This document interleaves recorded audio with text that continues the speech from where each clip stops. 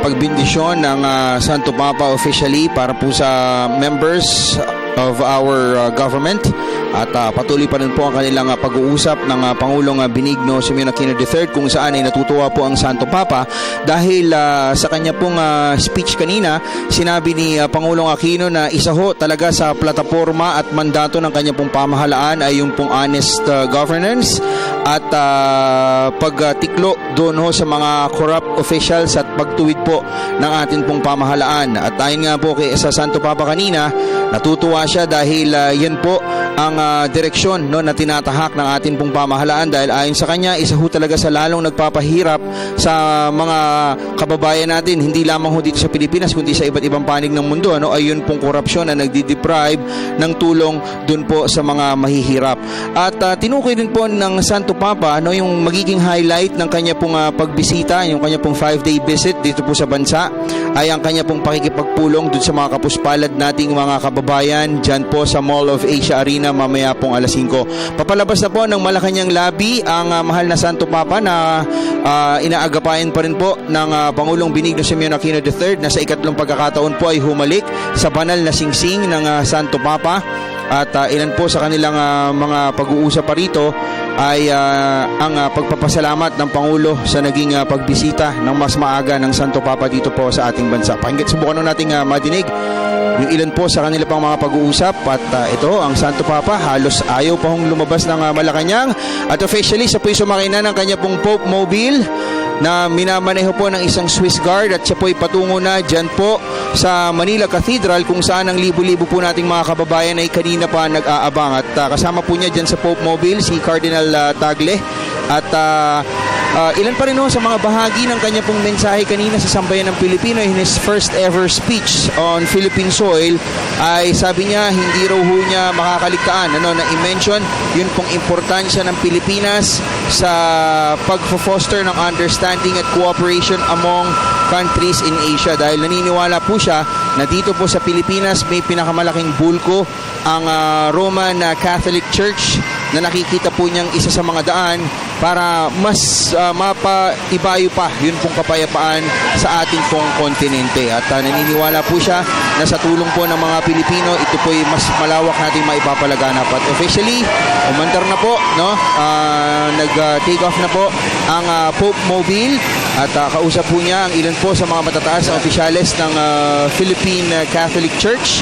Sa ngayon po'y nakaupo pa ang Santo Papa, but any moment now we expect him to again stand up and wave to the crowd para naman po sa kanyang magiging pagbaybay dyan po sa Manila Cathedral. At kabilang po sa mga ruta na daraanan ng papal convoy ay dyan po sa may area ng Malacanang, ang kanila pong mga magiging ruta. Mga kaibigan, paglabas po dyan sa Malacanang, sa palasyo ng Malacanang, sila po ay dadaan sa JP Rizal Street.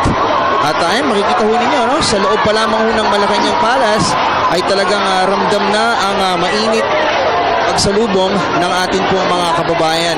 Like the usual, simula po na siya po dumating kagabi, around 5:35 p.m. Paglapag pa lamang muna sa Villamor Air Base ay talagang todo pagmamahal na ang ipinaabot sa pinakamataas po na leader ng simbahang Katolika. Sa mga oras po nito, kung kayo po nagbabalak na lumabas at maaari ho ninyong daanan ng General Solano, Soriano, Anda Circle, Bonifacio Drive, Ross Boulevard at Quirino Avenue, sarado po yan sa mga oras na ito. Mamaya ibibigay ko po ang ruta ng papal convoy patungo po dyan sa Manila Cathedral. Samantala, balikan natin sina Julius at Kirby. Okay, Snow, meron lang akong mga ilang katanungan sa iyo. Kanina doon sa mensahe ni Pope Francis, nabanggit niya yung heroic strength, faith at saka yung resilience ng ating mga kababayan na nabiktima ng bagyong Yolanda. At syempre, yung pagtugon niya rin doon talaga sa nakasentro, doon sa ating mga mahihirap na kababayan. Talagang kung ikukumpara sa mga bumisitang Santo Papa yun sa ating bansa, talagang yun talaga yung nagiging misyon ng mga Santo Papa na bumibisita. Talagang mas nakafocus at nakatutok doon sa mga mahihirap nating mga kababayan, especially doon sa mga naging biktima ng bagyong Yolanda. Tingin mo ba malaking tulong ito para mas ma-lift up pa yung katatagan ng ating mga kababayan dyan sa Leyte at sa mga nabiktima nitong Manila? Alam mo, malaking bagay talaga yung pagdating dito ng Santo Papa, pero ang importante ayon sa kanya hindi yung kanyang pagdating, hindi yung makikita mo siya, hindi yung pakikinggan mo, tititigan yung kanyang speech, bagkus isa sa puso mo yung kanyang mga sinabi at tatanggapin mo yung tunay na mission niya, at yan nga po ay yung ibalik ang ating pong kalooban at paniniwala sa poong may kapal, dahil ayon nga po sa kanya napakarami na ng kumbaga distraction, lalong-lalo na sa mga kabataan ngayon. At mapapansin mo naman, Kirby, na bibihira na nga lang rin yung nagdarasal ng Angelus pag alas 6 ng gabi, bibihira na lang rin yung nagdarasal bago kumain. Minsan nga nauuna pang i-selfie natin yung mga pagkain bago tayo po ay magdasal. Dahil sa kanya, yan yung ilan sa mga dapat na mabago sa atin. At hindi lamang tayo ay makiuso sa kanyang pagdating dito, at ang ginigiit nga po ng Santo Papa at ng Simbahang Katolika, mas maganda na talagang isabuhay natin yung paniniwala at yung pagtanggap sa ating mga puso doon sa mga banal na kasulatan at yung mga sinasabi ng Panginoon. At isa pa nga po dyan, mga kaibigan, sa naging iba dito po kay Pope Francis ay yung kanya pong pagiging hindi confrontational. Si Pope Francis po kasi ay kilala sa kanya pong pagiging soft-spoken, as we saw dun sa kanya pong mensahe kanina, napakamalumanay na kanyang pagsasalita. Alam mo, maraming mga pare, maraming mga obispo, maraming mga opisyal ng Vatican na nagsasabi na napakaganda ng style na ito ni Pope Francis, dahil ayon sa kanya, hindi malalayo yan doon sa mga magulang na kumbaga maayos na kinakausap yung mga anak nilang may problema. That's right. So ang nangyayari, mas tumitimo sa puso, mas tumitimo sa isipan ng isang naliligaw na kabataan, yun pong malalambot at maayos na pakikitungo ng kanyang mga magulang. At ganyan po ang style na ginagamit ito pong si Pope Francis sa kanya pong pamamahala bilang Santo Papa. Sa ngayon po, mga kaibigan, ay papalabas na po ng Malacanang vicinity ang Pope Mobile, at kanina ho ay agad na rin tumayo ito pong si Pope Francis. Sa oras na siya po ay lumabas doon po sa Malacanang Palace Grounds, at makikita ho ninyo lahat ho ng kanyang maraanan, kaliwat kanan, kanya pong binibindisyonan, at makikita na rin natin yun pong mga panatiko nung pong poong Nazareno ay nakakalat na rin po dyan sa may area ng Malacanang, at sila po yung nandiyan na sa may Nagtahan Bridge. Ang ruta po na dadaanan, just in case you still want to catch a glimpse of the Pope at kayo po yung malapit lamang po sa mga area, ang daraanan ho niyan ay General Solano, and then Casal Street to Ayala Bridge, Ayala Boulevard to Finance Road, Bonifacio Drive to Anda Circle, Andres Soriano Jr. Avenue, patungo po dyan sa Manila Cathedral. Pero meron po tayong alternate route na inihanda yung atin pong MMDA, just in case na mabago o magkaroon ho ng problema dun sa ruta, kung ano man ho yun, ang atin pong mga magiging alternate route po, pwede na rin ho kayo mag-abang, although very slim yung chance po na dumaan dyan po sa may J.P. Rizal Street, Nagtahan Bridge, Guanzon Avenue to UN Avenue, Maria Orosa to Finance Road, and then to General Luna Street at dyan po sa Manila Cathedral. Nasa Ayala Bridge na ito pong Papal Convoy, at muli po tumayo ito pong Santo Papa, at inaabot ang kanyang bendisyon dun po sa ating mga kababayan na talaga pong naghihiyawan, and some of them are jumping enjoy dun po sa nagiging pakikitungo sa kanila ng Santo Papa. And look at the Pope, mga kaibigan, nagbigay pa ho siya ng espesyal na atensyon dun ho sa ilang grupo ng ating po mga kabataan na kumakaway at nagpapaabot ng pagmamahal sa kanya. Alam niyo, mga kaibigan, aside from the Vatican, isa po talaga ang Pilipinas sa pinakamainit na umaakap sa paniniwala ng Simbahang Katolika.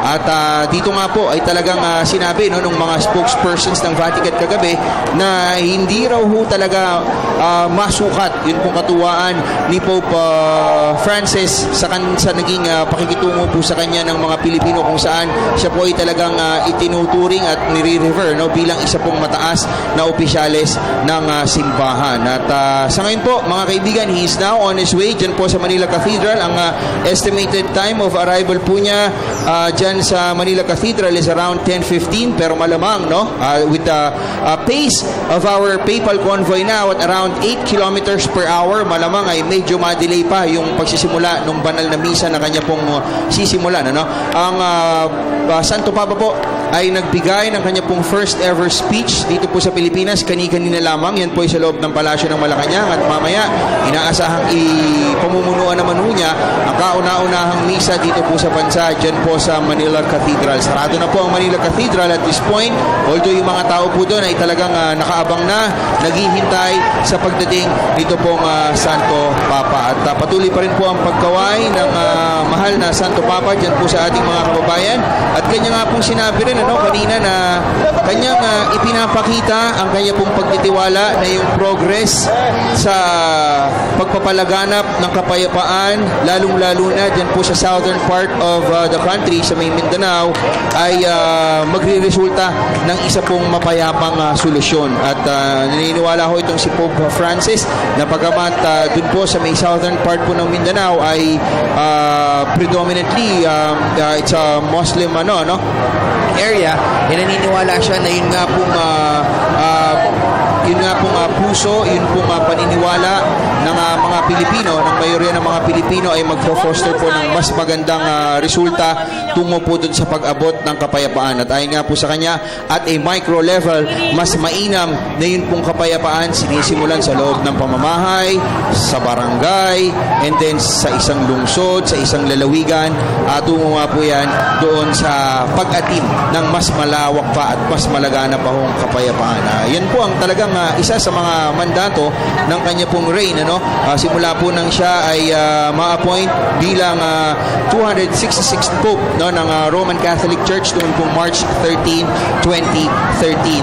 Samantalang balikan ko lang po mga kaibigan yung ilan pa sa mga naging bahagi ng pagbisita ng Pangulo ng Pope Francis sa Malacanang kanina, kung saan sinabi nga po ng Pangulong Benigno Simeon Aquino III na yun pong Gospel of the Lord ay humihiling sa atin na makialam na at gumawa ng hakbang doon po sa mga injustice na nagaganap hindi lamang po dito sa ating bansa. At ayun nga po sa Pangulo, yan ang isa sa mga tinuturo niya sa kanya pong pamumuno rito for the past 5 years.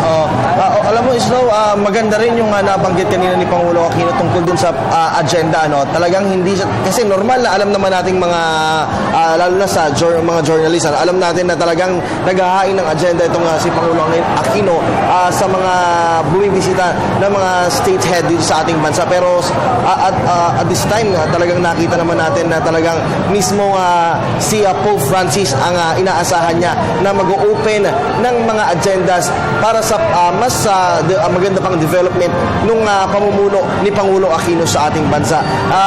Urbino, ang daming mga puntong nagtutugma doon sa talumpati ni Pangulong Aquino pati ni Pope Francis, especially pagdating sa good governance. Lalo na patapos na rin ang termino ni Pangulong Aquino at sinusuga naman to ni Pope Francis nang sinabi niya na it's about time na lahat ng mga political leaders natin talagang maging honest na sa lahat ng kanilang mga transactions at maging gumawa sila ng may integrity para sa common good. At sinabi nga niya na kailangan din i-reject ang lahat ng forms ng corruption. So maganda to na yung dalawang agenda ng dalawang leaders na nandito ngayon sa Pilipinas ay talagang towards good governance. That's right. Magkatugma, Julius.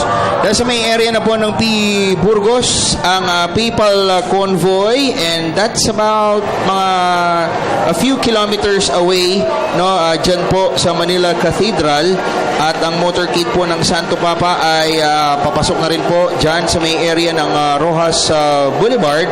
Yan po yung final stretch patungo po doon sa Bonifacio Drive and Anda Circle. Dadaan ito sa DPWH at ilan pa hong mahalagang government installations dyan po sa may parte ng Maynila. Medyo bumabagal pa rin yung kanya pong Papal Convoy. Sakay po siya nung tinatawag po nating Pope Mobile. At kung inyo mapapansin, kung matatapatan po yan ng ating mga camera, makikita ho ninyo na ang plate number ng sasakyan po ng Santo Papa is SCV1. Yan po ang tinatawag natin na Vatican Shuttle 1. Yan din po yung plate number na ginagamit nito po si Pope Francis at ng iba pang mga Santo Papa sa kanila pong mga sasakyan sa mga lugar na kanila pong binibisita. Yan po ay sumisimbolo doon sa, yan po yung official shuttle, o kumbaga sa presidente ng Amerika, yan po yung parang Mobile One, no? O kumbaga Air Force One.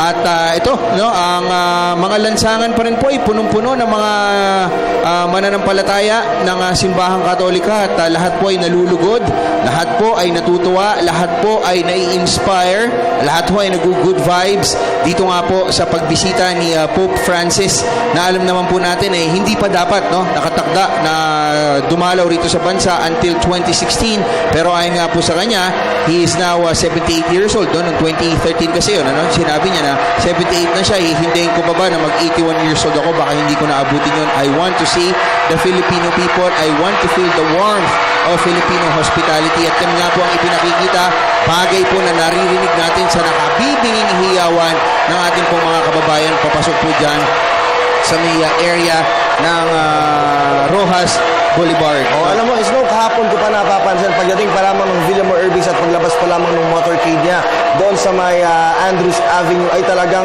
yung ating mga kababayan ay talagang yung disiplina.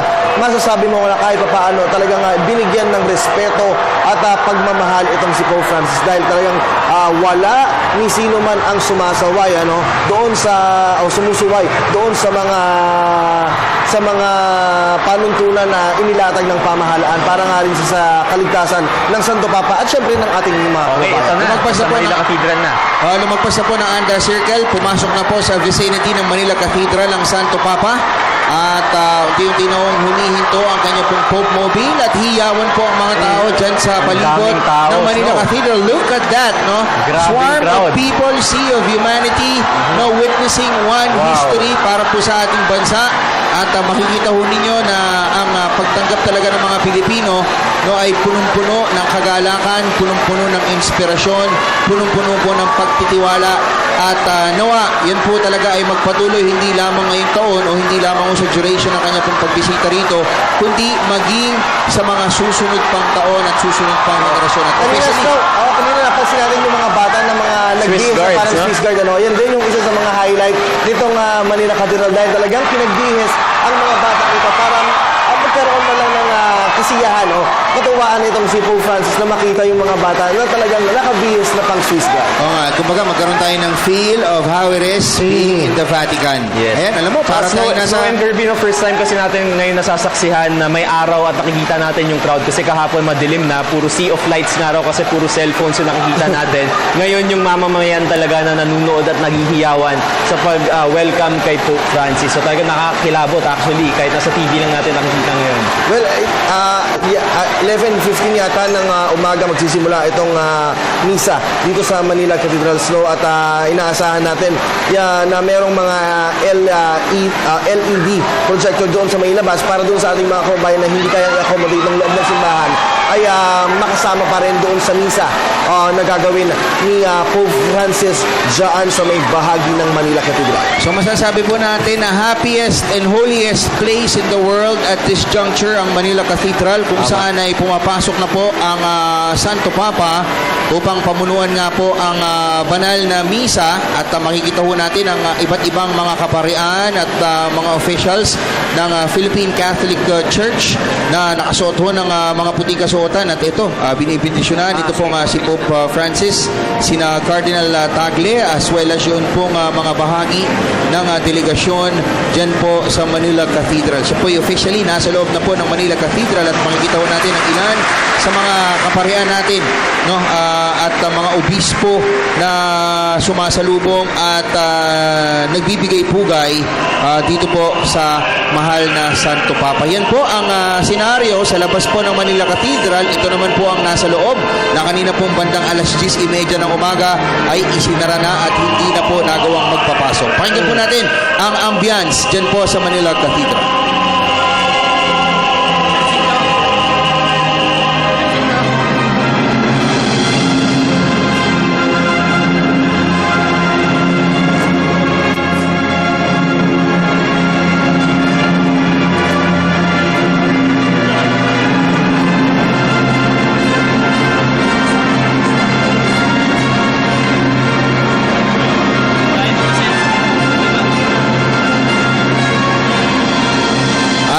napapansin ho natin na pumasok na yung ilan sa mga bahagi ng 32-man entourage ng Santo Papa at kanila pong inihahanda na ito pong Holy Mass na kanya pong pamumunuan dyan sa Manila Cathedral. Alam nyo, ang nakakatuwa po rito ay yung anticipation ng ating pong mga kababayan at dun po sa ilan pang mga mensahe na kanyang sasabihin dahil alam po natin na yung kanya pong 10-minute speech kanina dyan po sa loob ng Palasyo ng Malacanang is just an appetizer on what the Pope is going to share to us Filipinos, the word of Christ, the words of Christ at yun pong kanyang mga aral, yun pong kanyang mga nais na gawin at talimain ng sambayanan, yan po ay ating madidinig at kanya pong sasambitin at nawa yan po tumimo talaga sa puso at isipan natin pong lahat tungo po sa pag-achieve natin of a greater goal na tagumpay, kapayapaan at mas maayos na pamumuhay at pagkabubuklod-buklod bilang mga mamamayan ng ating pong bansa. Actually, Snow and Kirby, big days are ahead of us, lalo na for the Catholic Church, lalo na mas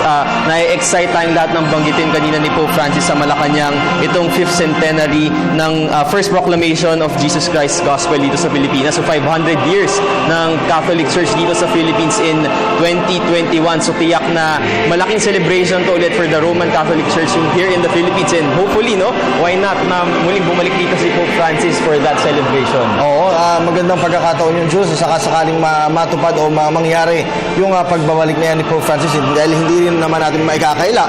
2 beses din na nagpunta o pumunta rito si Pope John Paul II na siya ng saint ngayon.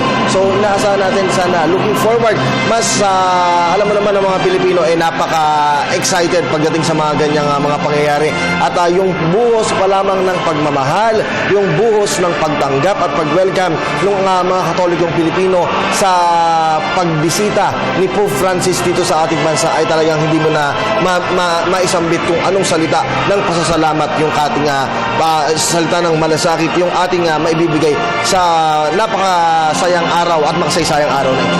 Alright, matapos nga po itong kanyang first ever Holy Mass dito po sa Pilipinas, si Pope Francis ay babalik po sa Nunciature, Papal Nunciature dyan po sa May Taft Avenue upang pansamantala pong magpahinga. Pero mamaya pong alas 5 ng imedya ng hapon, siya po ay nakatakdang magtungo dyan sa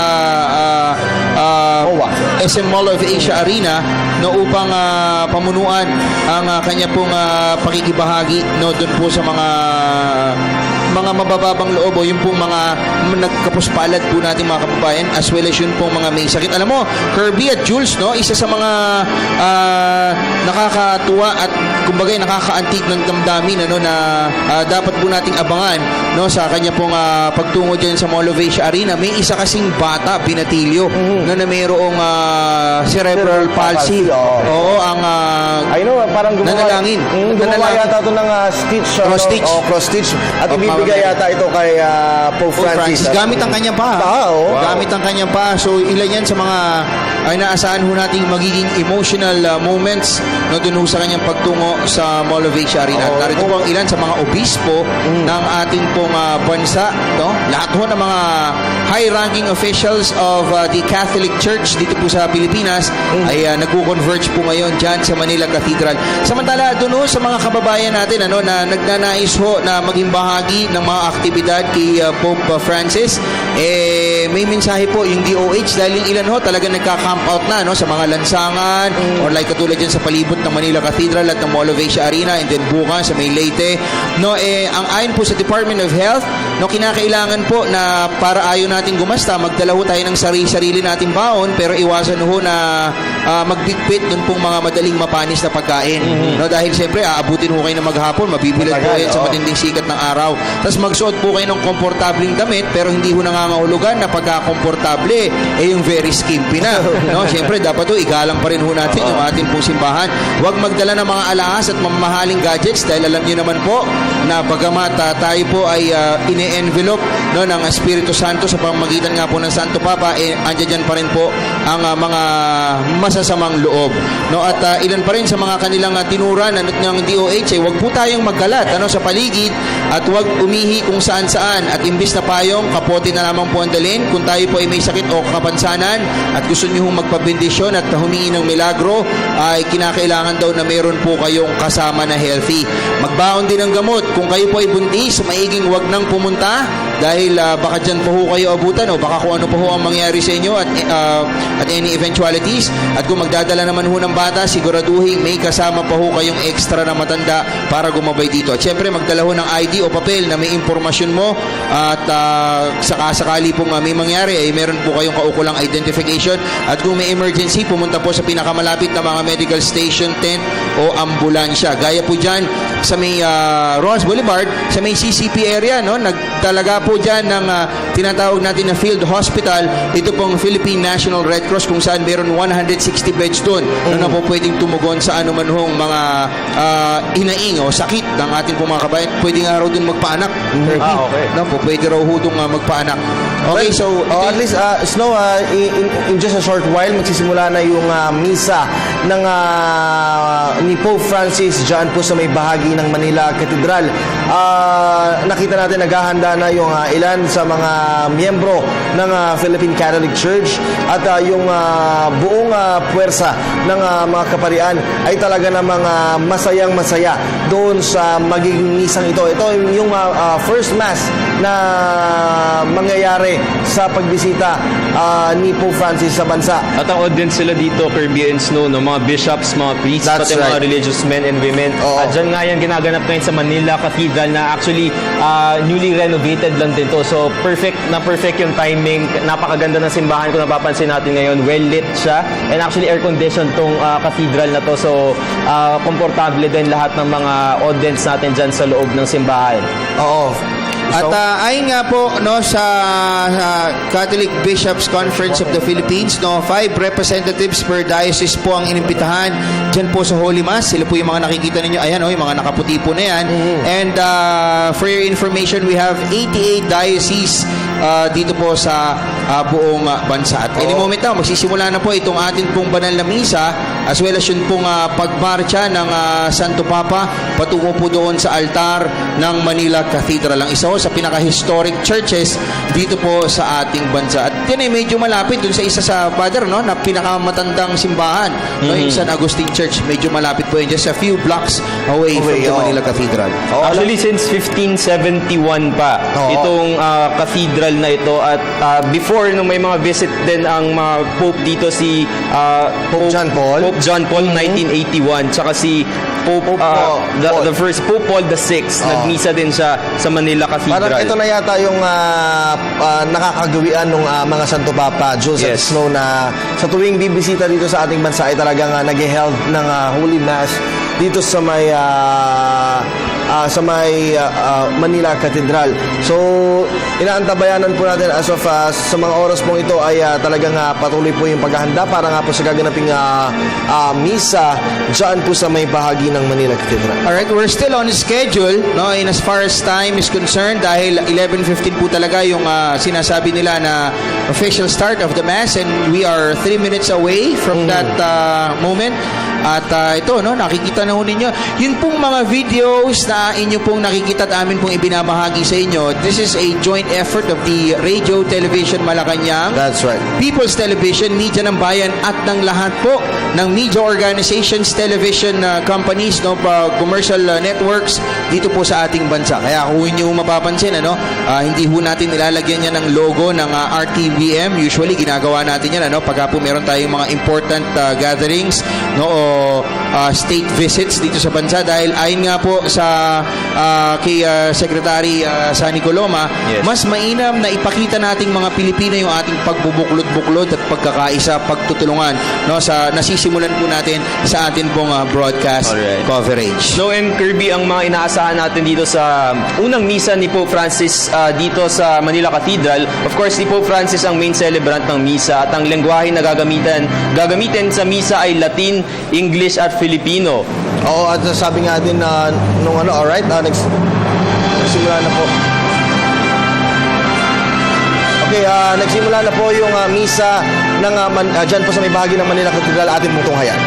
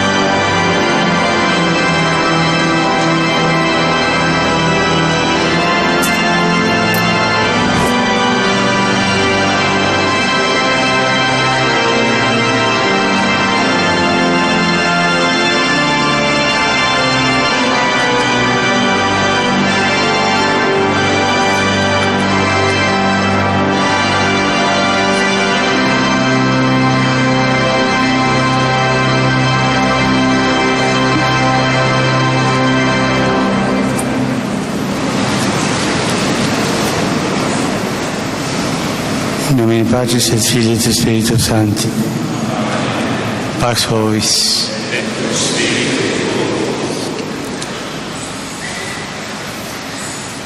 My dear brothers and sisters, we are gathered today by virtue of our baptismal consecration, ministerial priesthood, and religious profession, to proclaim God's marvelous works and to give thanks to the Father who in His Son, Christ Jesus, make us a chosen race, a royal priesthood, a holy nation, a people whom He acquired for His own.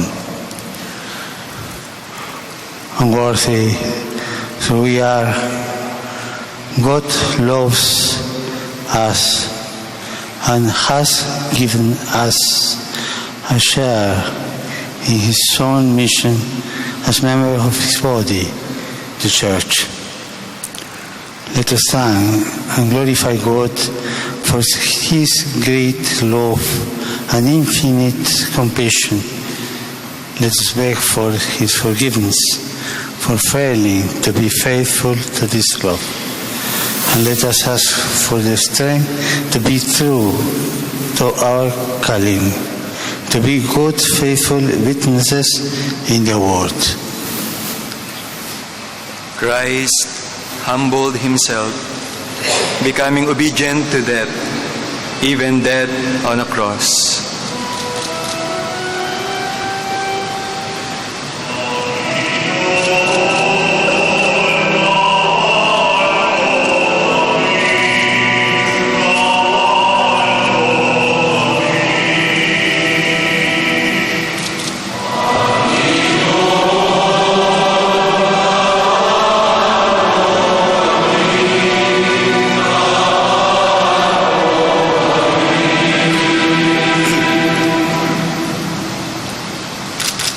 For your sake, He became poor, although He was rich, so that by His poverty you might become rich.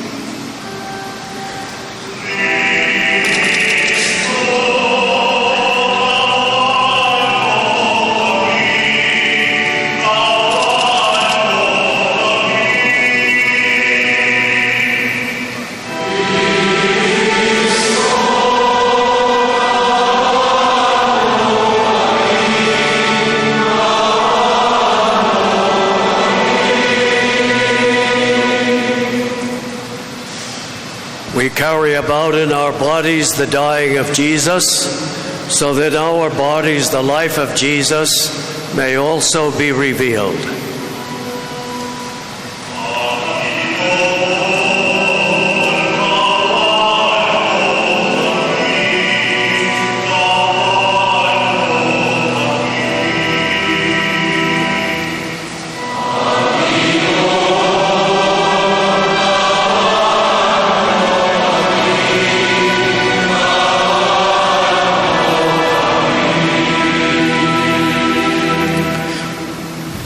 May Almighty God have mercy on us, forgive us our sins, and bring us to everlasting life.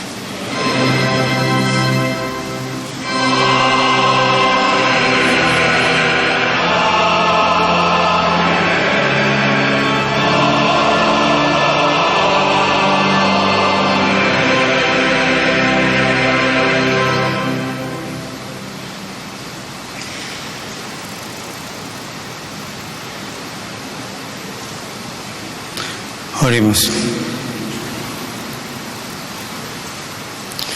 Deus, il regno Christi ubique terrarum dilatari, providentia mirabile disposuisti, et omnes homines salutaris effici redemptione participes presta quesumus, ut ecclesia tua universale sit salutis sacramentum, et cuntis hominibus reveletur expectatio gentium et salvatur earum. Per Dominum nostrum Iesum Christum Filium Tuum, qui tecum vivit et regnat in unitate Spiritus Sancti Deus, per omnia saecula saeculorum.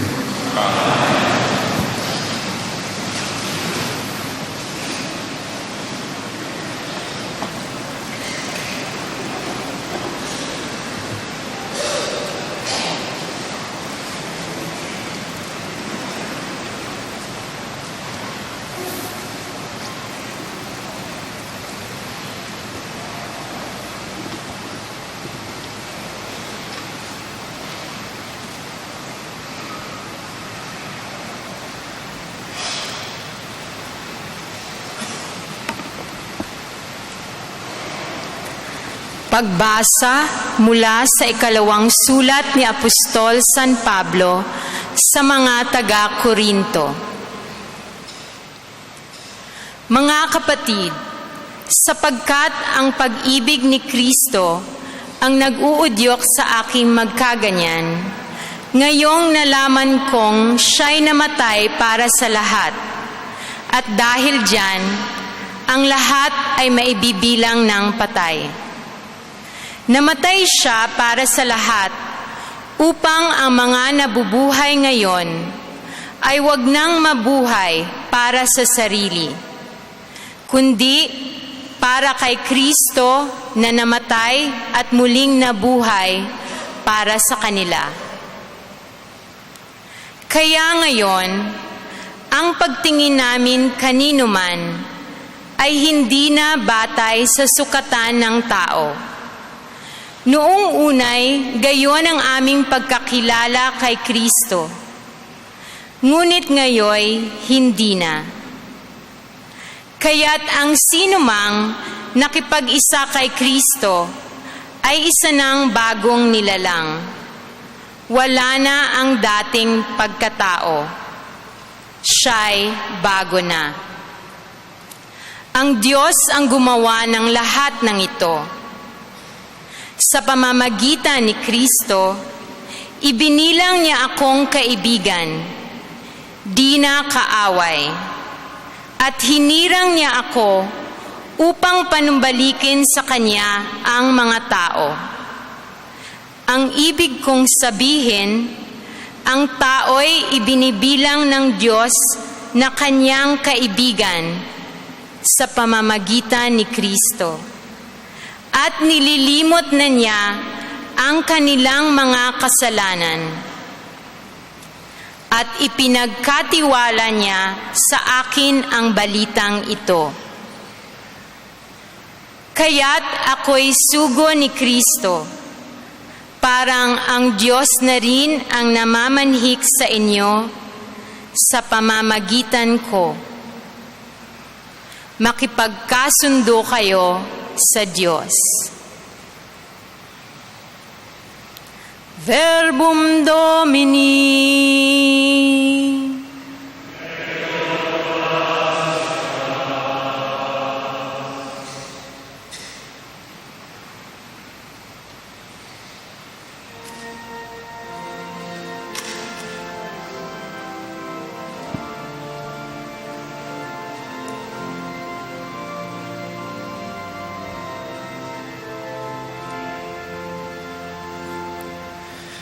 Forever I will sing of the goodness of the Lord.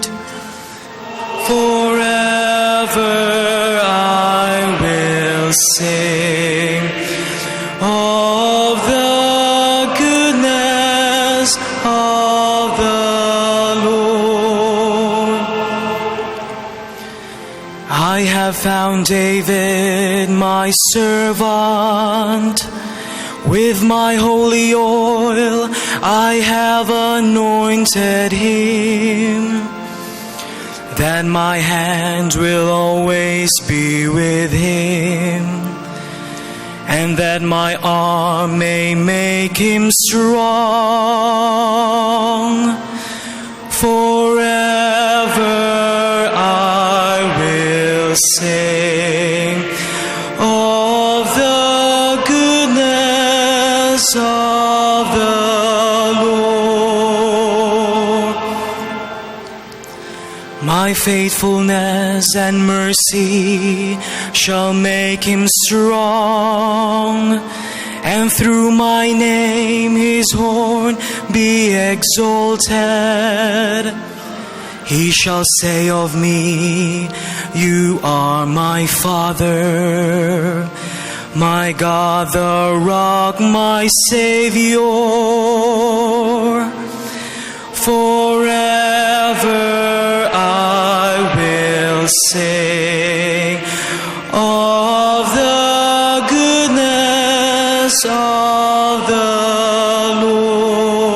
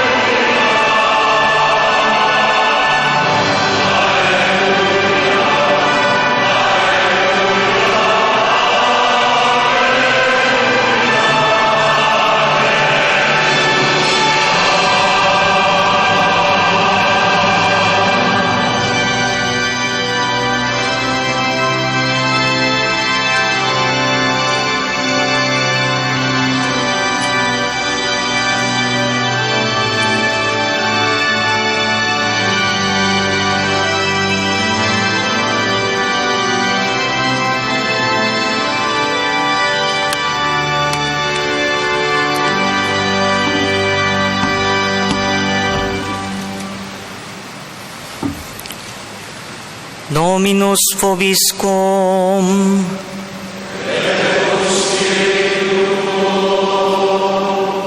Lectio Sancti Evangelii secundum Ioannem.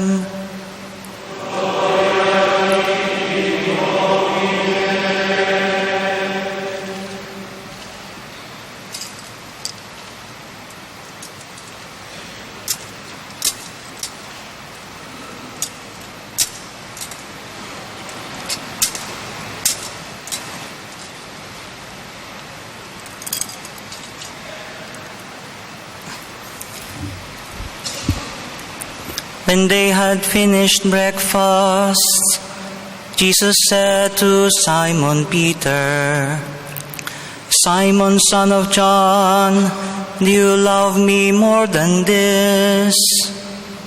He said to him, "Yes, Lord, you know that I love you." He said to him, "Tend my lambs." He said to him again a second time, "Simon, son of John, do you love me?" He said to him, "Yes, Lord, you know that I love you." He said to him, "Shepherd my sheep." He said to him the third time, "Simon, son of John, do you love me?" Peter was grieved because he said to him the third time, "Do you love me?" And he said to him, "Lord, you know all things. You know that I love you." Jesus said to him, "Tend my sheep." Verbum Domini.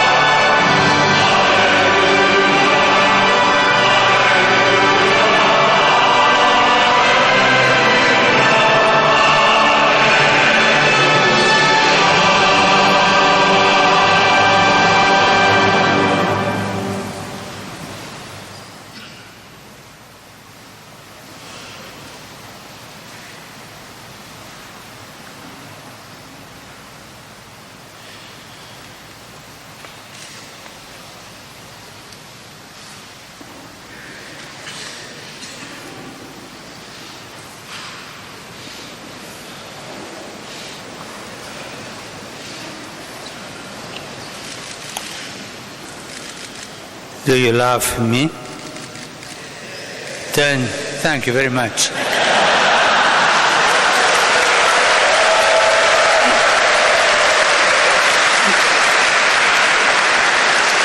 I read the word of Jesus. Said the Lord, "Do you love me? Tend my sheep." Jesus' words to Peter in today's Gospel are the first words I speak to you, the brothers, bishops and priests, men and women, religious and young seminarians. These words remind us of something essential. All pastoral ministry is born of love. All pastoral ministry is born of love. All consecrated life is a sign of Christ's reconciling love. Like Saint Therese, In the variety of our vocations, each of us is called in some way to be love in the heart of the Church. I greet all of you with great affection. And I ask you to bring my affection to all your elderly and infirm brothers and sisters, and to all those who cannot join us to that. As the Church in the Philippines looks to the 5th centenary of evangelization, we feel gratitude for the legacy left by so many bishops, priests, and religious of past generations. They labored not only to preach the gospel and build up the church in this country, but also to forge a society inspired by the gospel message of charity, forgiveness, and solidarity in the service of common good. Today you carry on that work of love. Like them, we are called to build bridges to pasture Christ's flock and to prepare fresh path for the gospel in Asia at the dawn of a new age. The love of Christ impels us. In today's feast reading, St. Paul tells us that the love we are called to proclaim is a reconciling love, flowing from the heart of the crucified Savior. We are called to be ambassadors for Christ. Ours is a ministry of reconciliation. We proclaim the good news of good infinite love, mercy, and compassion. We proclaim the joy of the gospel. For the gospel is a promise of God's grace, which alone can bring wholeness and healing to a broken world. It can inspire the building of a truly just and redeemed social order. To be an ambassador for Christ means, above all, to invite everyone to a renewed personal encounter with the Lord Jesus. Our personal encounter with Him. This invitation must be at the core of your commemoration of the evangelization of the Philippines. But the gospel is also a summons to conversion, to examination of conscience as individuals and as a people. As the bishops of the Philippines have rightly taught, the Church in the Philippines is called to acknowledge and combat the cause of the deeply rooted inequality and injustice which mar the face of Filipino society, blindly contradicting the teachings of Christ. The gospel calls individual Christians to live lives of honesty, integrity, and concern for the common good. But it also calls Christian communities to create circles of integrity, networks of solidarity, which can expand to embrace and transform society by the prophetic witness.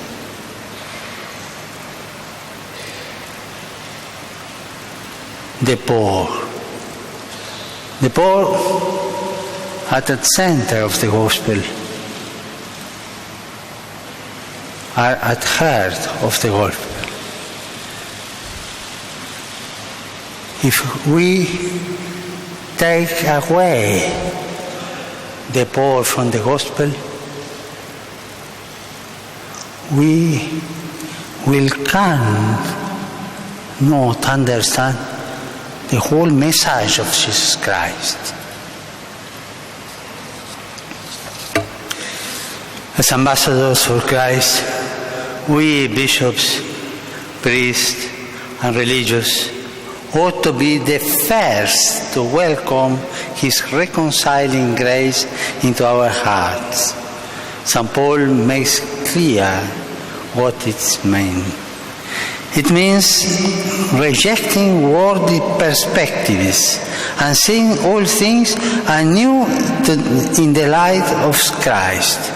It means being the first to examine our conscience, to acknowledge our failings and sins, and to embrace the path of constant conversion.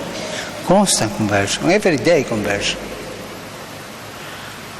How can we proclaim the newness and liberating power of the cross to others if we ourselves refuse to allow the Word of God to share our complacency, to fear of change, our petty compromises with the ways of the world, our spiritual worldliness? For us priests and consecrated persons, conversion to the newness of the gospel entails a daily encounter with the Lord in prayer. The saints teach us that this is the source of all apostolic zeal. For religious, living the newness of the gospel also means finding every anew in community life, a community apostolate, the incentive for ever closer union with the Lord in perfect charity.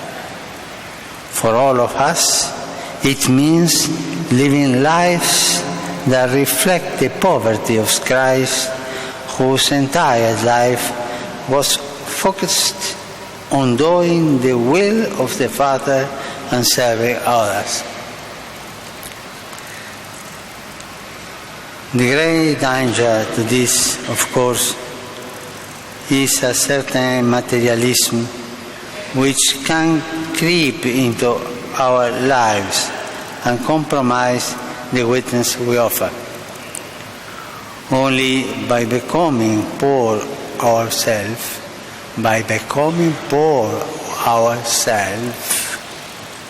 by stripping away our complacency, will we be able to identify with the least of our brothers and sisters. We will see things in a new light and thus respond with honesty, integrity to the challenge of proclaiming the radicalism of the gospel in a society which has grown comfortable with a social exclusion, polarization, a scandalous inequality. Here I would like to say a special word to the young priests. For the young priests, religious and seminarians among us. I ask you to share the joy and enthusiasm of your love for Christ at the church with everyone, but especially with your peers. Be present to young people. We may be confused and despondent, yet continue to see the church as their friend on the journey and as a source of hope. Be present to those who, living in the midst of a society burdened by poverty and corruption, are broken in spirit, tempted to give up, to leave school and to live on the streets. Proclaim the beauty and truth of the Christian message. To a society which is tempted by confusing presentations of sexuality, marriage, and the family. As you know, these realities are increasingly under attack from the powerful force which threaten to disfigure God's plan for creation and to betray the very values which have inspired and shaped all that is best in your culture. Filipino culture has, in fact, been shaped by the imagination of faith. Filipinos everywhere know that for their love of God, the fervent piety, and the warm devotion to Our Lady and her Rosary. The love of God, the fervent piety, and the warm devotion of Our Lady and her Rosary. This great heritage contains a powerful missionary potential. It is the way in which your people has inculcated the gospel and continues to embrace its message. In your efforts to prepare for the 5th centenary, built on this solid foundation. Christ died for all, so that having died in him, we might live not longer for ourselves, but for him. Dear brother bishops, priests and religious, I ask Mary, Mother of the Church, to obtain for all of you an outpouring of zeal, so that you might spend yourself in self-service to our brothers and sisters. In this way, may the reconciling love of Christ penetrate ever more fully into the fabric of Philippine society and through you to the farthest reaches of the world. Amen.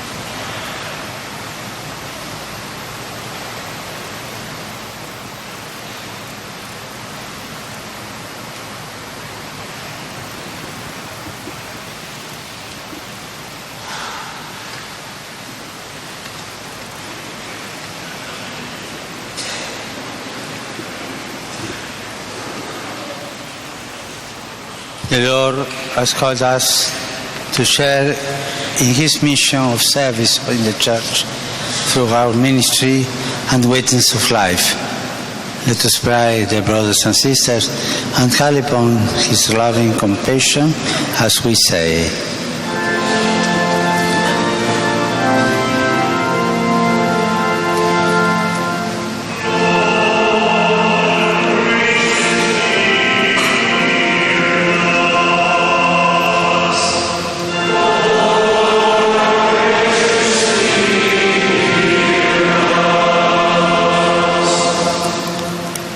For the Holy Father, Pope Francis, Vicar of Christ on earth and successor of Peter, that he may remain steadfast in his resolve to lead God's flock towards the path of love and humble service to one another, let us pray to the Lord.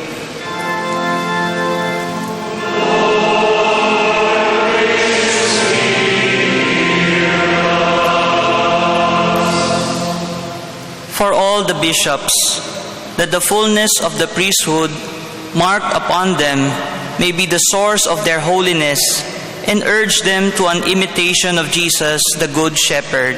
Let us pray to the Lord.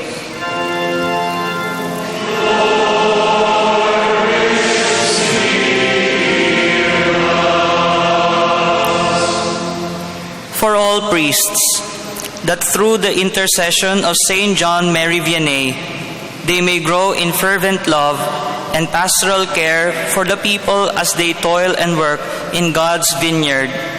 Let us pray to the Lord.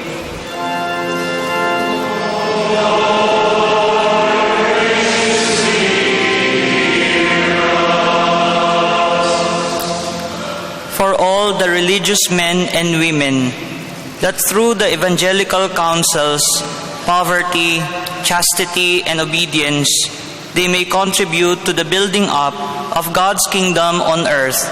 Let us pray to the Lord.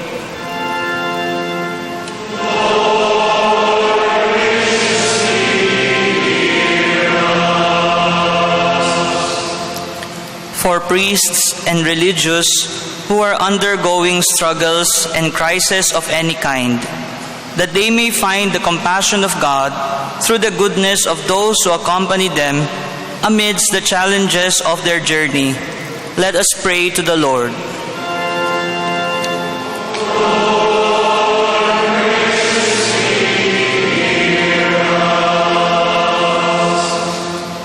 For priests and religious who have gone before us, that they may inherit the rewards promised to those who remain faithful to the end, and finally enjoy the eternal banquet in heaven. Let us pray to the Lord.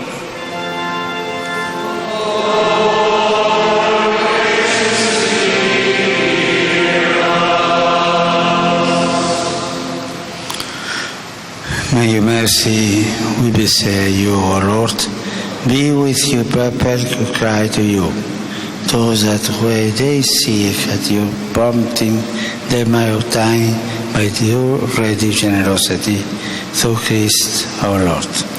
Amen.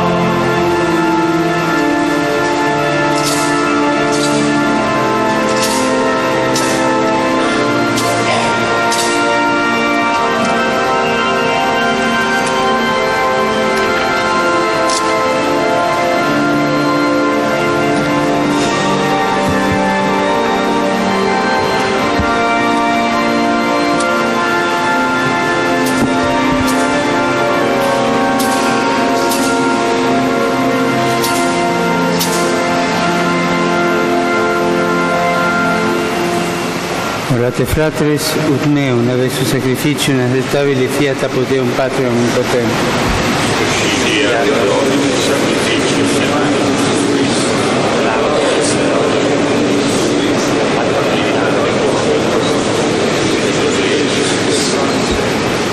Levistinis, frater, replice, munera, misericordeu, et per eius sacramenti virtutem concedi, et credentium in te multitudo, genus electum, regale sacerdotio gen santa, populus acquisitionis trigiugite refugiatum, per Christum Dominum nostrum. Dominum Hoviscum, Sursum corda, Lese sacramus Domino Deo nostro, Dignum iustum et secum et salutare, nos tibi sempre et ubique gratias agere. Domine Sancte Pater omnipotens aeterne Deus, qui a filios vos longe peccati crimenos tulerat, per sanguinem Filii Tui Spiritus per virtute, in una te Deo congregare voluisti, ut plebis de unitate Trinitatis adunata, in tua laude sapienza multiforme, Christi corpus temporum, Spiritus nasceretur Ecclesia. Et ideo coris angelicis sociati, te laudamos in gaudio confitentes.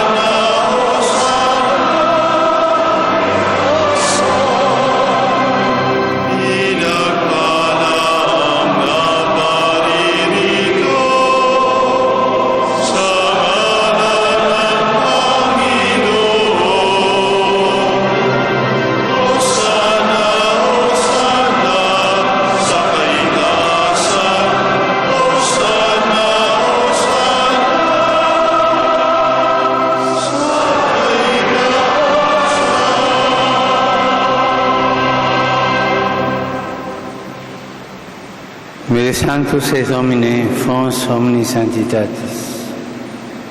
Ec ergo dona quesumus, Spiritus Tui errore sanctifica. Ut nobis corpus et sanguis fiat Domini nostri Iesu Christi, qui compassioni voluntarie traderetur, accepit panem et gratias agent fregit, Derique discipuli suis dicem, accipite et manducatio et socomus, hoc est in corpus meum, quod pro vobis tradetur.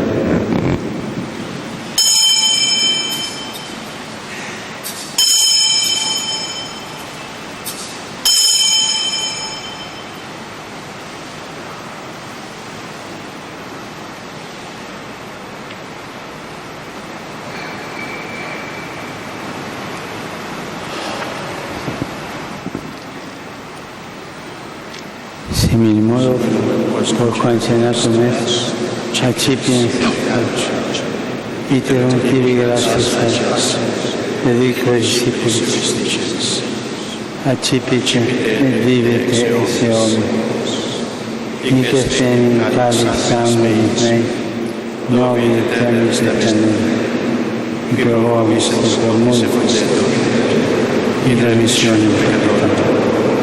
O facite in mia commemorazione.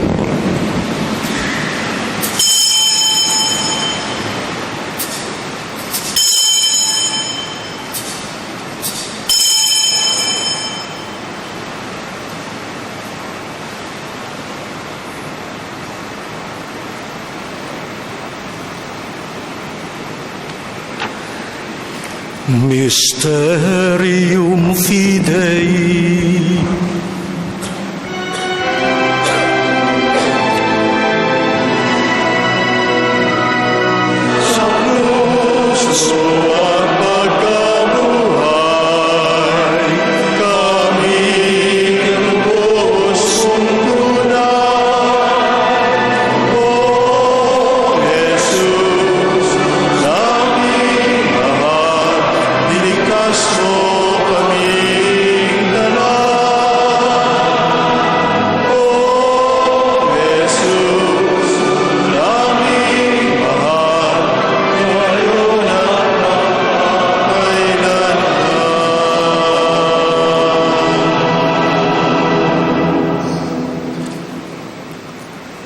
Memoris igitur mortis, resurrectionis secus, Tibi tibi Domine panem, et Calice calicis salvificis periculus. Gratia Celentis, qui nos dignus abuisti, astare ora te, et tibi ministrare. Et successe peccamus, ut corporis et sanguis Christi participis, a Spiritus Sancto confidemur in uno. Recordare, Domine, ecclesiae Tuae, toto urbe diffuse, ut eam in caritate perficias, una cum Papa nostro Francisco, et me famulo Tuo, et universo clero. Memento etiam flatrum nostrorum, qui in spe resurrectionis dormierum, omniumque in tua miseratione defunctorum, et eios in lumen vultus tui admite. Omnium nostrum, que sumus miserere, ut cum beata Dei Genetrice Virgine Maria, beato Iosef eius sponso, beatis apostolis et omnibus sanctis, qui tibi a saecula plaquerunt, aeterna vitae meriamur esse consortes, et elaudemus et glorificemus per Filium Tuum Iesum Christum.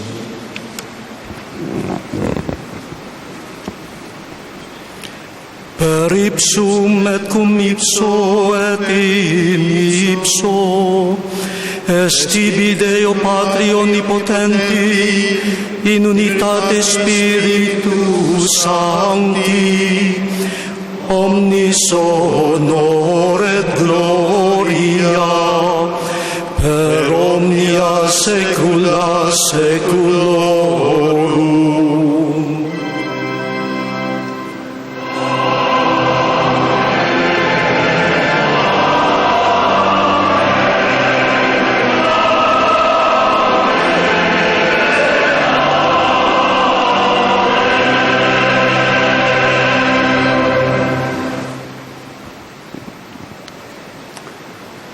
Precepti salutaribus moniti e divina instituzione formati, audimus dicere.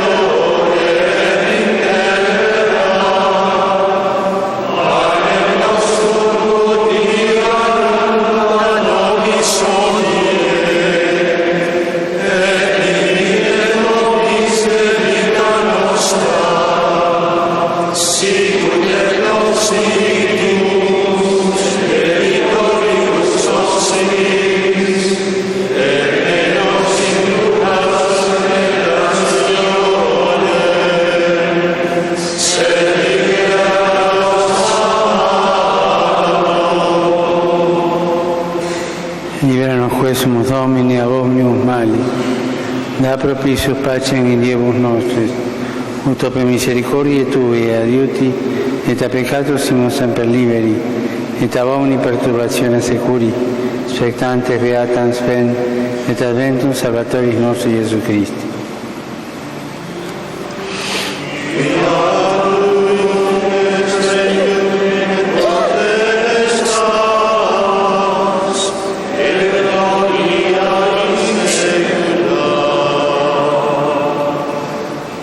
Domine Gesù Cristo, che existi apóstoles tuis, pacem meam do vobis, pacem relinquo vobis.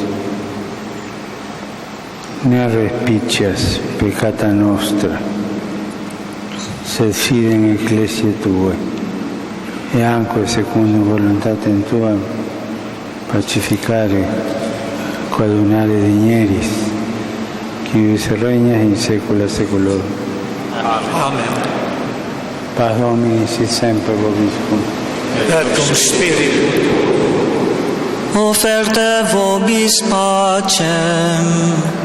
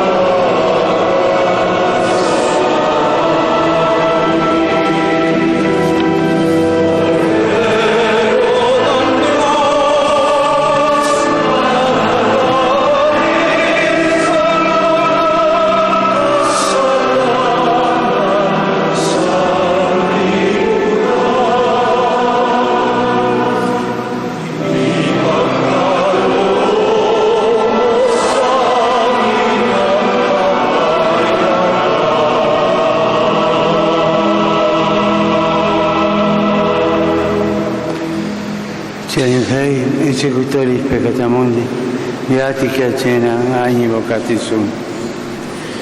Domine nostrum Deus, in resurrectum meum, sed tantum per et sanabitur alim.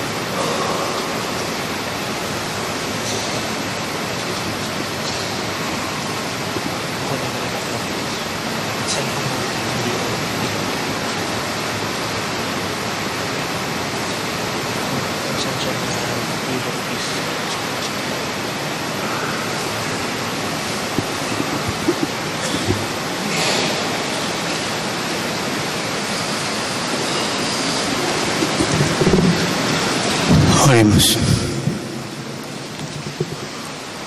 Deus, qui tu es ecclesia injugiter pacis, et rovora sacramentis, concede nobis mensa celesti refectis, ut caritatis Tuae documentis obsequendo, fermentum vivificans, et salutis instrumentum humano efficiamur consortio, per Christum Dominum nostrum.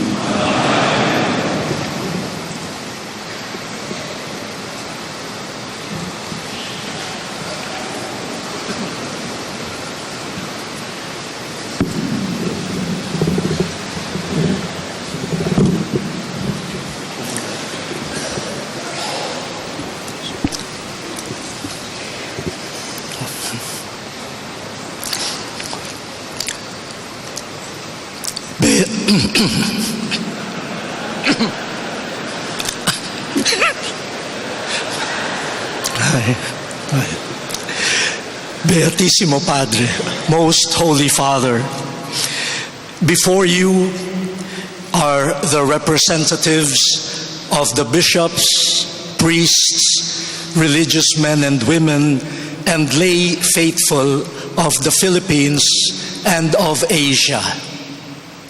In their name, I welcome you to our country, to the city of Manila, and to the Cathedral Basilica of the Immaculate Conception.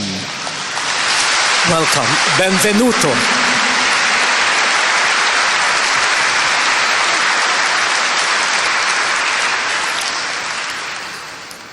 We are filled with joy, for you are with us, especially in the first Eucharistic celebration of your pastoral visit.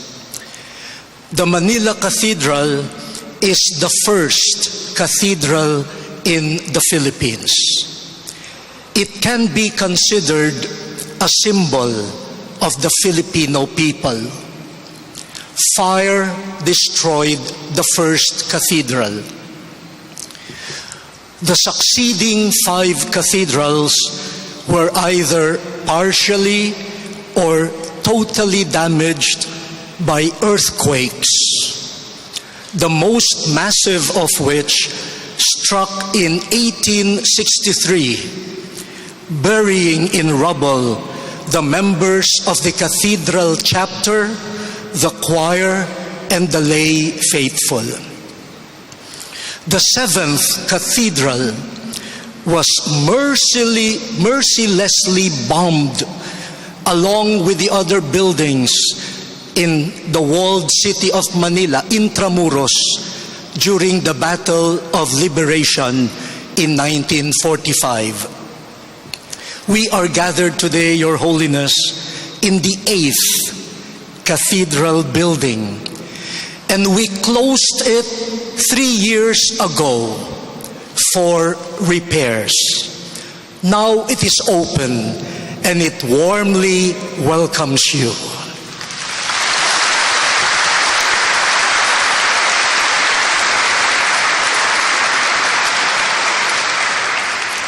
This cathedral has been razed to the ground many times, but it refuses to disappear. It boldly rises from the ruins, just like the Filipino people.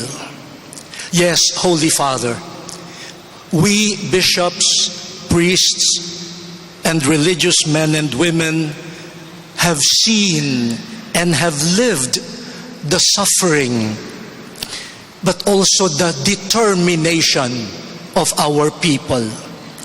We are afflicted in every way possible, but we are not crushed. What is the secret of the resilience of the Filipinos?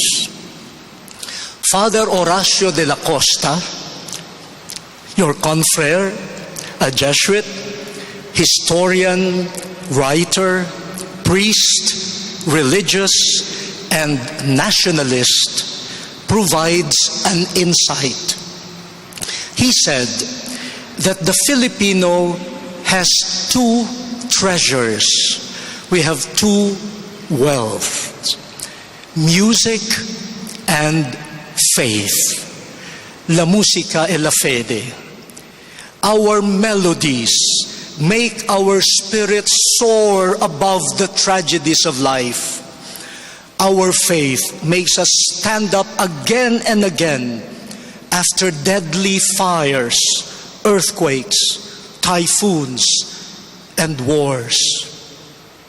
And now, as many of our poor people are just beginning to rise from recent natural and human-made calamities, as we are struggling, you, Holy Father, came to us.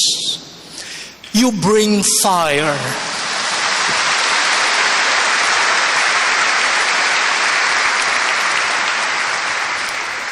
You bring fire, not to destroy, but to purify. You bring an earthquake, not to shatter, but to awaken. You bring weapons, not to kill, but to assure, to encourage. Indeed, you are Peter, the rock upon which Jesus builds his church. You are Peter,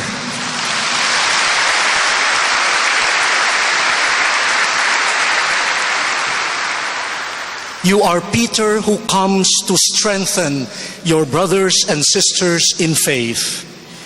We welcome you, successor of Peter, to this blessed land of untiring hope, of infinite music, and of joyful faith.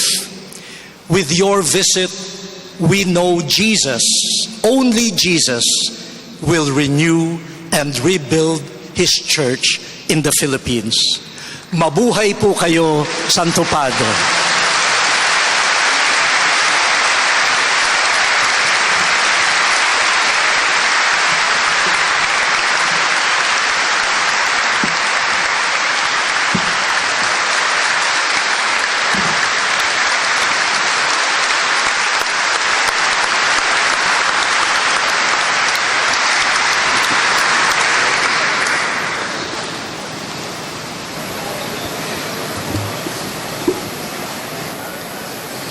Domino Hoviscum, Et cum spiritu tuo, sin nomen Domini benedictum, ex hoc nunc et usque in seculum, aiutorium nostrum in nomine Domini, qui feci celum et terra. benedicat vos omnipotens Deus, Pater et Filius, Spiritus Sanctus. Ite missa est